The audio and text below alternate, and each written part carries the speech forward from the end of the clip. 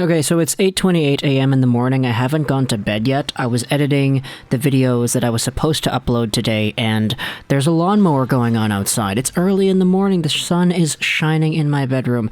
Again, I said I hadn't slept. One of the videos I was going to upload, and I don't even know if I'm going to upload it anymore. It was talking about Braden Holtby and the sweepstakes going on for him, about the Avalanche and the Leafs and the Flyers and the Devils and all these teams that were rumored to being involved in Holtby trade discussions. But it was just revealed by Rick Dhaliwal right now that Braden Holtby will be bought out today. So that video that I made and I don't know, spent maybe 45 minutes to an hour making, yeah, it's kind of done now. I don't know if I'm going to upload that anymore, or if I'm just going to delete it.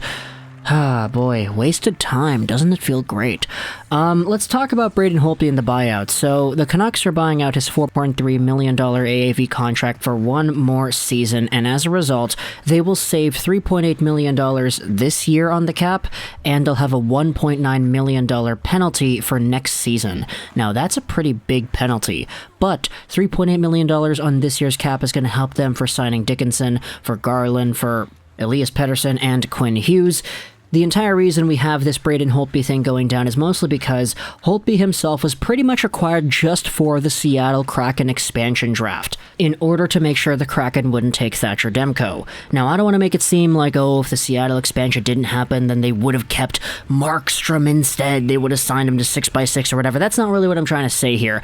I just wanted to say that Holtby was pretty much the blanket for Thatcher Demko heading into the Seattle Kraken expansion, and now that the Kraken expansion is done, you have yourselves a situation where Holtby is a $4.3 million goaltender who is a backup and who played the worst season of his career.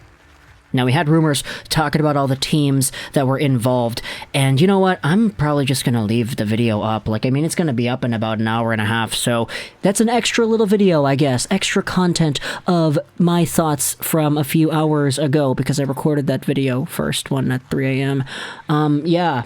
That video that's going to be uploaded in a little bit pretty much just went over the reasons as to why other teams wouldn't want to trade with Vancouver, despite the fact that they had interest in Braden Holtby. Pretty much, this guy's a backup. He was playing really poorly. No team was going to go out there and say, yeah, let's take this guy on for 4.3. No, all the teams were going out there telling Benning, you got to retain salary on this asset, man. He's not going to be our number one guy. You're paying him as if he's a number one guy, and he isn't really all that good statistically to begin with. We're just getting him on because it's a veteran presence who can maybe win us a few games here and there, maybe play 20 games in an 82-game season, something like that. And because the Canucks didn't want to retain salary, no trade ended up getting done, and now we're in a position where the choice is laid out that they're going to buy this player out. Use that $3.8 million in savings to end up signing some of the other guys we have. But the big problem is that 1.9 next year, that's a pretty significant number if you're going to ask me. And honestly, the way this whole thing was managed does seem somewhat irresponsible to an extent, with the way that they're buying him out immediately after signing him a year ago and trying to trade him but not getting anything done. The argument to not trade him actually is pretty simple in my opinion, because if the Vancouver Canucks trade Braden Holtby or they buy them out, they're going to need to get another goaltender to play backup. I don't think DiPietro is ready yet. So if they got another backup, maybe he's like $2.5 million, 2.75 or whatever, and you have maybe like an extra $1 million or $2 of Holtby retained, you're not really saving anything on the cap that way.